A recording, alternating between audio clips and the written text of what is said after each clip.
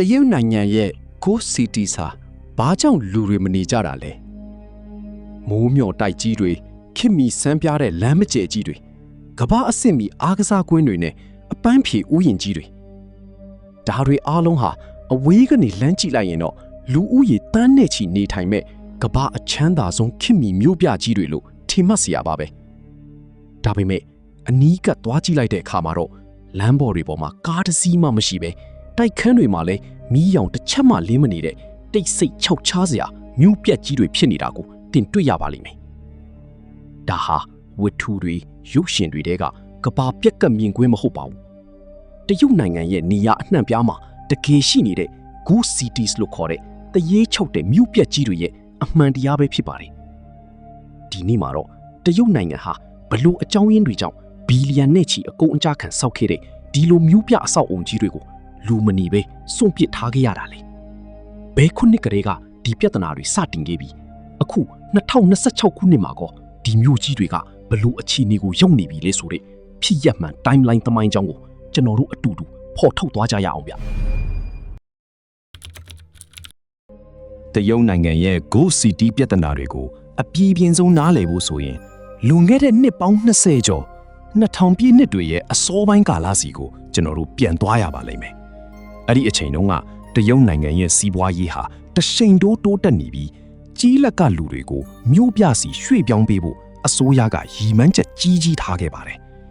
ဒီလိုနဲ့2003ခုနှစ်မှာတော့တရုတ်နိုင်ငံမြောက်ပိုင်းအတွင်းမွန်ဂိုလီးယားဒေသကမူလအော်ဒေါ့စ်မြို့အနီးမှာလူဦးရေ1တန်းကျော်ဆန့်မဲ့ကန်ဘာရှီဆိုတဲ့အလွန်ခေတ်မီတဲ့မြို့တစ်ကြီးတစ်ခုကိုစတင်ပြီးပနတ်ချဆောက်လုပ်ခဲ့ပါတယ်အဲ့ဒီဒေသကကြောက်မီးသွေးတူးဖော်မှုကြောင့်အလွန်ချမ်းသာလာတဲ့အတွက်ရရှိလာတဲ့ငွေကြီးတွေနဲ့ကမ္ဘာအဆင့်မီပြတိုက်တွေစာကြည့်တိုက်တွေမိုးမြို့တိုက်ခန်းတွေကိုစီမံကိန်းကြီးတွေအဖြစ်အပြိုင်ဆိုင်ဆောက်ခဲ့ကြတာပါဒါပေမဲ့2010ပြည့်နှစ်အရောက်မှာတော့အဲ့ဒီမြို့ကြီးဟာတကမ္ဘာလုံးရဲ့အာရုံစိုက်မှုကိုရရှိခဲ့ပါတယ်ဒါဟာအောင်မြင်လို့မဟုတ်ပဲမြို့ကြီးတစ်မြို့လုံးပြီးစီးလို့နီးပါးဖြစ်နေပေမဲ့လူဦးရေစုစုပေါင်းရဲ့200%တနည်းအားဖြင့်လူအနည်းငယ်သာလာရောက်နေထိုင်ပြီးတိုက်ခန်းပေါင်းတောင်းနေချီလုံးဝအလွတ်ကြီးဖြစ်နေတာကြောင့်ပါ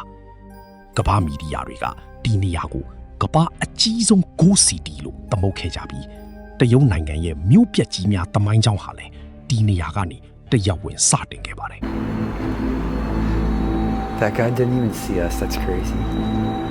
အစိုးရရဲ့စီမံကိန်းတွေတင်မကပါဘူး2010ခုနှစ်ကနေ2015ခုနှစ်ကာလတွေအတွင်းမှာတရုတ်နိုင်ငံရဲ့ပုဂ္ဂလိကအိမ်ချမ်းမြေကုမ္ပဏီကြီးတွေဟာလည်းမြေယာတွေကိုအလွန်အကျွံဝယ်ဘဏ်ကနေငွေတွေဘီလီယံနဲ့ချီပြီးမြို့သစ်တွေကိုနေရာအနှံ့ယူသွက်စွာဆောက်လုပ်ခဲ့ကြပြန်ပါတယ်အဲ့ဒီထဲကအထူးဆန်းဆုံးမြို့တစ်မြို့ကတော့ကျန်းစုပြည်နယ်ကထျန်ဒူးချန်းပဲဖြစ်ပါတယ်ဒီမြို့ကိုပြင်သစ်နိုင်ငံပါရီမြို့တော်ကြီးအတိုင်းပုံတူကူးချပြီးမီတာ100ကျော်မြင့်တဲ့အီဖေမျှော်စင်တူးကြီးရဲ့ပြင်သစ်ဟန်ဘိတုကလက်ရအဆောက်အုံတွေကိုပါတကွက်မကြဆောက်လုပ်ခဲ့တာပါရည်ရွယ်ချက်ကတော့ပါရီကိုမသွားနိုင်တဲ့တရုတ်လူလက်တန်းစားတွေကိုဆွဲဆောင်ဖို့ဖြစ်ပါတယ်ဒါပေမဲ့ခေတ်ပြိန်အင်ချမ်းမြေစည်းကွက်ရဲ့မြေစည်းအင်စည်းကြီးမားမှုတွေကြောင့်တာမန်ပြည်သူတွေဟာအဲ့ဒီတိုက်ခန်းတွေကိုမဝေယူနိုင်ခဲ့ကြပါဘူးရလက်အနေနဲ့ပါရီမြို့တူကြီးဟာမင်္ဂလာဆောင်ဓာတ်ပုံလာရိုက်တဲ့စုံတွဲအနှင်းငယ်ကလွှဲရင်ကြံတဲ့အချိန်တွေမှာလမ်းမတွေပေါ်မြက်ပင်တွေပေါက်ပြီးခြောက်ခြားစရာဥရောပဟန်မြို့ပြက်ကြီးတစ်ခုအဖြစ်နှစ်ပေါင်းများစွာရှိနေခဲ့ပါတယ်တရုတ်နိုင်ငံရဲ့အိမ်ချမ်းမြေစနစ်ဟာရောင်းမထွက်သေးတဲ့တိုက်ခန်းတွေကိုကြိုပွိုင်းစနစ် pre-sale နဲ့ရောင်းရလာတဲ့ပတ်စံနဲ့နောက်ထပ်မြို့သစ်တစ်ခုကိုထပ်ဆောက်ဒီလိုမျိုးတန်တရားလဲပြီးမြို့ပြက်အသစ်တွေကိုတိုးပွားစေခဲ့တာပါဒါပေမဲ့ဒီကစားပွဲဟာထာဝရမတည်မြဲနိုင်ခဲ့ပါဘူး2020ပြည့်နှစ်ရောက်မှာတော့တရုတ်အစိုးရကအကျွေးတွေပြိနေတဲ့အိမ်ချမ်းမြေကုမ္ပဏီတွေကိုထိန်းချုပ်ဖို့ three red lines လို့ခေါ်တဲ့တင်းကျပ်တဲ့စီကံချက်တစ်တွေကိုထုတ်ပြန်ခဲ့ပါတယ်ဒါဟာတရုတ်အိမ်ချမ်းမြေလောကရဲ့အကြီးမားဆုံးပောက်ကွဲမှုကိုဖြစ်ပေါ်စေခဲ့ပါတယ်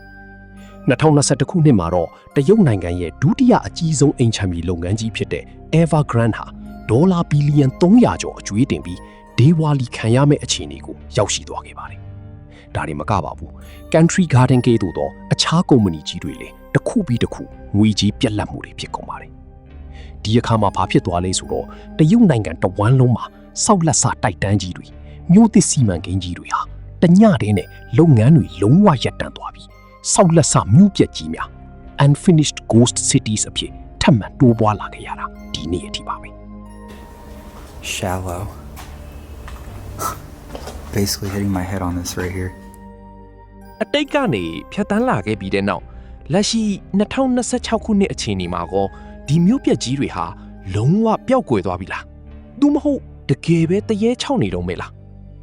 အဖြေကတော့မြို့တစ်ခုနဲ့တစ်ခုအခြေအနေချင်းလုံးဝမတူတော့ပါဘူးဗျစောစောကပြောခဲ့တဲ့ပထမဆုံးမြို့ပြက်ကြီးဖြစ်တဲ့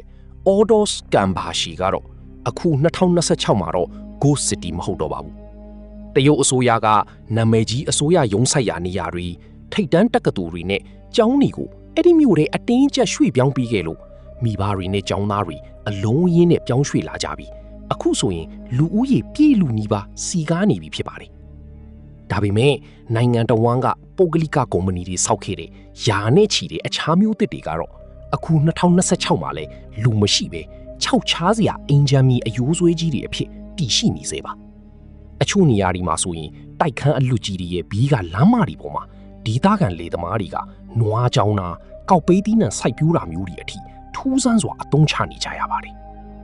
တရုတ်နိုင်ငံရဲ့ Ghost Cities တွေဟာကမ္ဘာမြို့ပြသမိုင်းမှာအကြီးမားဆုံးသောသင်ခန်းစာတစ်ခုပါပဲမြေယာတွေဘလောက်ပဲခစ်မိပါစေတကယ်ပြည်သူတွေရဲ့လိုအပ်ချက်နဲ့ဝယ်ယူနိုင်စွမ်းအား purchasing power ပေါ်မှာအချီမခံတဲ့ဘေးစီမံကိန်းမဆိုနောက်ဆုံးမှာတော့အထီးကျန်မြို့ပြက်ကြီးတွေအဖြစ်ပဲလမ်းဆုံးသွားတတ်တယ်ဆိုတာကိုသတ်တည်ပြနေတာဖြစ်ပါတယ်တင်ကောဗျဒီလိုမိုးမျှော်တိုက်ကြီးတွေရှိပြီးလူတယောက်မှမနေတဲ့တရုတ်နိုင်ငံရဲ့ Ghost Cities ကြီးတွေထဲမှာတညလောက်သွားနေရမယ်ဆိုရင်နေရေးပါမလားကိုခန်းစားရတဲ့စိတ်ကူးတွေကိုအောက်က comment မှာအတူတူရေးသားဆွေးနွေးသွားကြရအောင်ဗျဒီလိုမျိုးချင်းလုံးဝမပါပဲကပ္ပထူးဆန်းဖြစ်ရမှန်တွေနဲ့တိကျတဲ့သမိုင်းကြောင်းတွေကိုအမြဲတမ်းစောင့်ကြည့်ချင်နေဆိုရင်တော့ကျွန်တော်ရဲ့ channel ကိုလေး subscribe လုပ်ထားဖို့လုံးဝမမိပါနဲ့ဦးနော်နောက်ထပ်ဗီဒီယိုအသစ်မှာပြန်လည်ဆုံတွေ့ကြရအောင်ဗျအားလုံးကိုကျေးဇူးတင်ပါတယ်